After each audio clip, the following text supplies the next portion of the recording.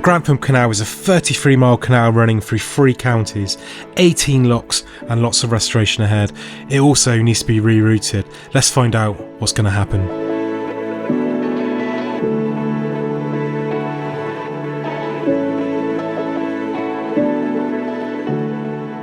So just down from that bridge we've got this winding hole, and I'm not sure if this has been put in to act as an endpoint for the canal, because one of the options for this canal is to run on a slightly different route, and that would run through to Radcliffe on Trent rather than West Bridgeford. That was originally the plan. So in 1791 the plan was started for the canal, which would have run on a slightly different course from here, and that was defeated in Parliament in 1792. There was a lot of opposition from the local coal merchants, mainly who ran by horse and carts, who were worried about the losses they'd have to trade. But 1793 comes along, a new act is put in with a different route and is approved. Work started in 1793 and the canal opened fully in 1797. Now up ahead here is going to be, it's probably not going to be this one, it's probably going to be the next one, but one of the options for the detour, and that's going to run from roughly here, and that's going to run across the field and run through some locks and stuff. And it's quite a long route down into the River Trent, again up near Radcliffe on Trent, but that's a much longer route, losing quite a large section of the canal, and I don't believe to be the preferred option, and I don't think is being put forward as a case. I think a lot of the behind the scenes stuff is well on its way, so I think we can probably discount this. But here you can see there's an aqueduct here with quite a modern concrete section over here which takes the stream under, so I think it follows the route of this stream, so it probably locks down quite quickly from here and then carries on across on that lower route, which I assume was the original plan. I'm not sure if that idea has come from the original Act of Parliament or if it's a slightly different route, but it's certainly taken roughly the same area across. They probably used the original mapping to find out levels and stuff and have an idea of where to go. Now coming back up this way, there's lots of other bits and pieces, bridges and stuff. We could cover bridges all day on this that are gone and flattened and stuff. Very few of the original bridges remain. But let's just jump ahead now and go to the edge of the towns and stuff and follow the route through of where it's going to go. I'm going to be honest, I'm not really sure what they're going to have to do here. So this is, you can see this is culverted here, but there's quite a gap going across the top here. There's a major road coming across and a minor road. Now this to me suggests that they're going to need a tunnel rather than a bridge, or they're probably going to have 2 to 3 bridges. The plans that I've got only show sort of 1 bridge and then for the main road and 1 bridge for the other side, but it's going to be a heck of a bridge. See there, look, so same as all the rest. This is probably one of the clearest though, where you've got those 2 culverts running under the road just to take the water flowing down. You can see there's movement in that water as well. Some leaves floating down through those little channels down in the algae down there. This is the location of the bridge crossing this road, and as you'll see, it's quite a wide road. So you got it's not a dual carriageway as such. You've got the lane of traffic, the lane to turn, and you've got the opposite to turn down the lane down there on the other side. So it's quite a substantial amount of road to get under. We'll just hop onto the other side there, look, and I'll show you what's going on over there. So I can see why the first plan of cutting off quite a bit further back makes sense. When you start to get down here and you see these bridges that have all been lowered, they're all causeways across. It starts to make a lot of financial sense to take a big diversion and drop into the Trent further up. The river's still navigable up there, the whole bit is all the way through, so it makes very little difference in the terms of creating more river navigation and disruption to the river system. But we're in a built up area here. This is Gamston now, we're going into nearly into Nottingham. It's all built up right through to the Trent now, and this corridor, you can hear the birds tweeting. You've got houses on either side. Imagine this all kind of renewed. This is another bridge that's down. This is just a footbridge though.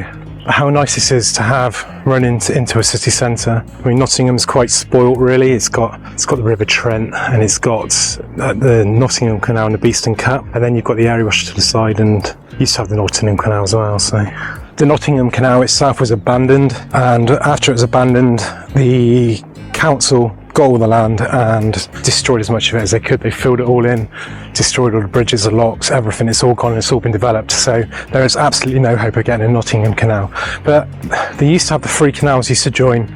So you had the Great Northern Basin, and you had the Nottingham Canal, and the Erewash Canal used to go up and join the bottom. And the Cromford Canal came off the sort of northern section of the Great Northern Basin. So you had the three canals met, and it was an incredibly busy area. The Nottingham Canal was built because the Nottingham, basically everyone in there were worried about the prices of coal being fixed by the Erewash Canal and not being able to sort of transport their own goods into the city, and they thought the collieries were going to suffer and stuff as well. This is lock free and slightly different setup to the other ones. So you've got this waterfall setup in there. You can see where stop planks can go across. Where that duck is now, you can put stop planks to raise the level. I don't think there's any paddles in that. I can't see any. There's probably a spillover somewhere else. Well, there is an opening, so maybe there is.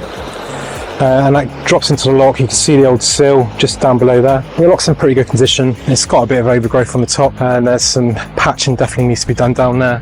But one thing that is interesting on this lock, actually, you've got the red brick here, and then you've got the darker brick across the top in patches, and in that end of wall there, and an even newer brick up on the wing wall up there, and down on this end you have more of a stone end to the lock, which I've noticed on these actually. They tend to have this sort of larger stone on this wing wall on the end here, on the higher wall. So in 1841 the railway had come along, and the canal company kind of just gave up, and they sold the canal to the railway company, and then the Ambergate, Nottingham, Boston, Eastern Junction Railway and Canal Company was born.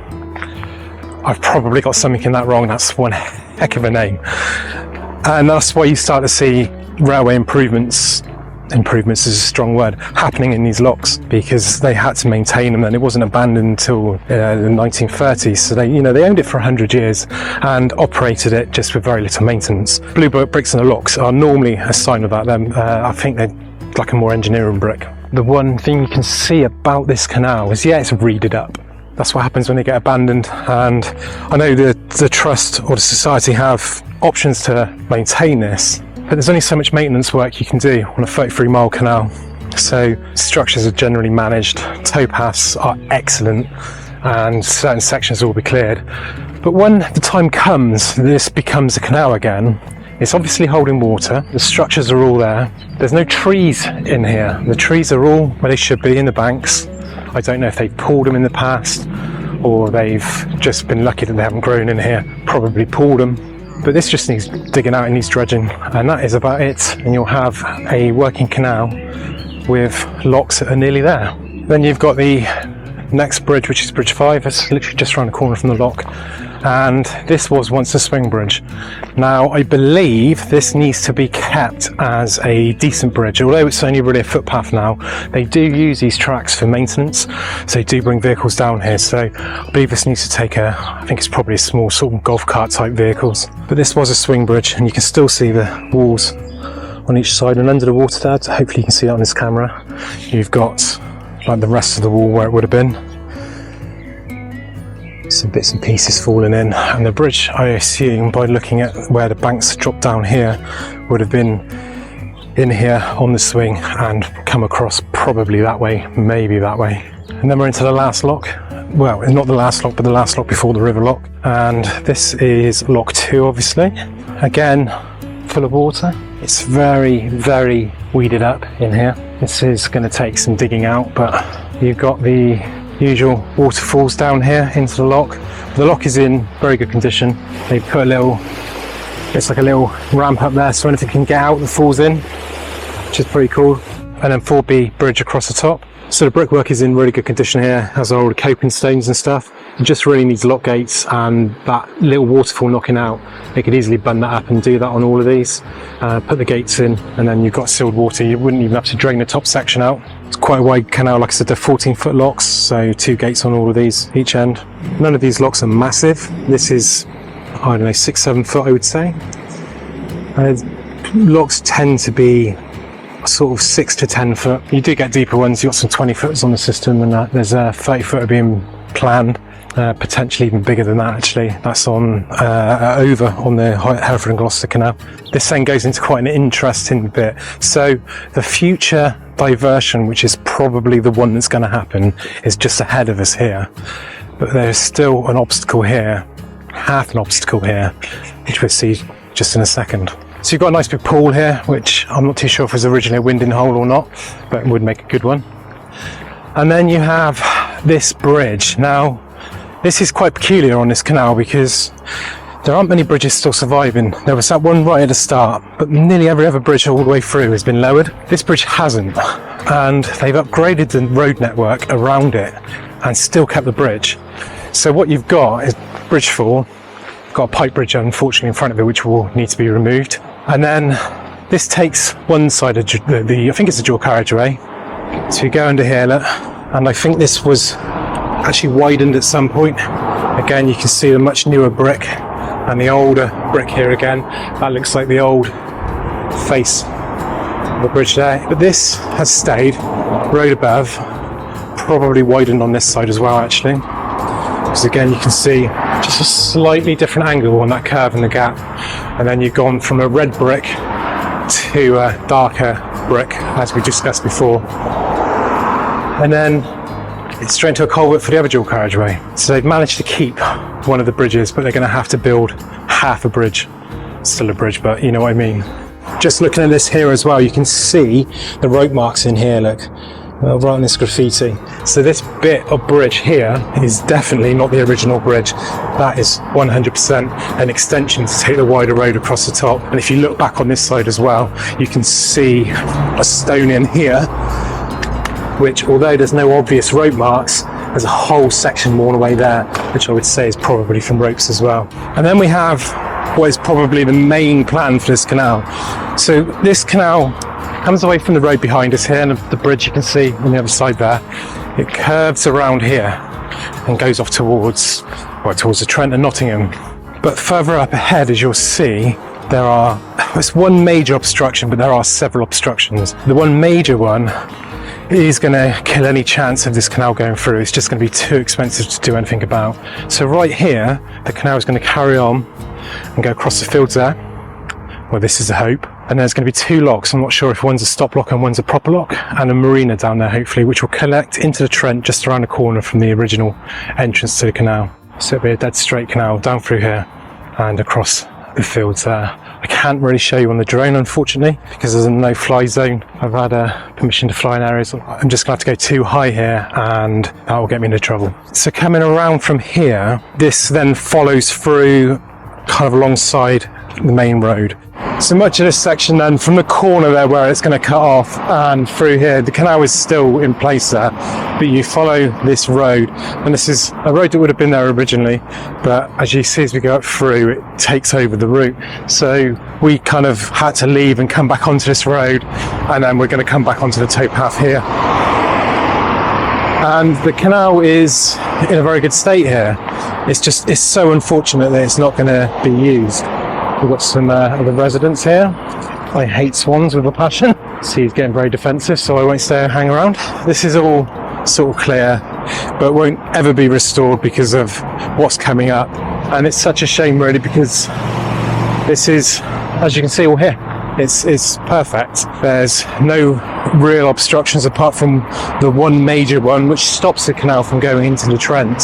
So one of the bits you still have here is the floodgates. So you can see you've got the wall across this side, and across there you've got another wall. In here would have been a gate, and the same on that side. And what happens if there's a surge of water coming through, the gates pull themselves, with the flow of the water, pull themselves shut and stop everything from flooding further up. So it's a protection against the River Trent flooding, I assume. It'd be pretty high up here because of the lot coming up, but I imagine that it was a possibility. So what you don't want is all the lower lying sort of level down there flooding. So this nice peaceful walk into the centre of Nottingham comes to an end, and up ahead here you'll see there's another gate and takes you back onto the main road. Now this was not always such a busy road. Obviously as years have gone by and the traffic's increased, the council found ways to increase the width of the road. There was once upon a time a railway that ran across here, which was the Midlands Railway. So the railway would have run across here, and the road has taken its place. So what was the old track bed and up to a bridge over the River Trent is now road, and the canal unfortunately has been lost because it would have come across here. There's a road coming across here which is always there. Just in front of us on this junction would have been a bridge going across from left to right with a canal running underneath. So right now we would have been pretty much on the canal. Canal would have run pretty much ahead of us here. You've got the Nottingham Forest ground to the side of us here, and if you go just over to the, I think it's the taller buildings at the back, Trent Bridge, the cricket, and then just through here to the side of the EA you have another little path, and suddenly we have canal again. So if it wasn't for that road being built, which I think was objected at times, then this could very well go back through to the Trent. I don't know if there's any way possible that Nottingham Council could be persuaded to do anything about that. I highly doubt it. It would be an incredibly expensive project when there is a possibility of another route which has been sort of checked off and ticked all the boxes and everything seems to be okay with. So as we walk up here, you can see you've got quite a nice little wide open pool, and you can see, look, there's ducks and stuff in here. There's all sorts sort of living down through here. It's clear water, so there's plenty of habitat here for them. You've got this wall on the end of the lock here though, which is paddling off basically. So you've got the paddle there to control the water level. And then if you go across here, you can see the lock. There's still gates on it. It's bone dry on that side though. And you open up onto the River Trent. So the River Trent is massive in terms of canal. It links so many canals. It links obviously the Trent and Mersey. You've got the Nottingham Canal over there, which links onto the Erie-Wash. You've got the Grantham Canal. You've got Grand Union connects into here. Chesterfield carries on up there. There's so many. It's a very, very busy part of the canal network. Just here we have the bridge as well going across, which links all the paths up. You can see the old entrance here. So it's all still here. It's just that road's destroyed any chance of it coming through, which is a massive shame really. So the new cut is going to be up and around the corner further up there. That over there is the railway bridge that originally carried the Midlands Railway and joined onto the road we discussed back there. And then you've got Meadow Lane just over there, which is Notts County, Nottingham Forest here, on the riverside. And like I said, Trent Bridge just on the other side of that. It's I'm quite a big football fan. I follow, well, I used to go home and away to the mighty Swindon Town, probably a strong word there. I certainly use other words in with my friends about them, and I go to Anfield a few times a season as well. So places like this are really cool for me, just to be able to see two football stadiums side by side almost, and a cricket ground as well, which is, I do like my cricket as well. But what a beautiful area. But yeah, thank you for watching. I hope you enjoyed it. Have a great day.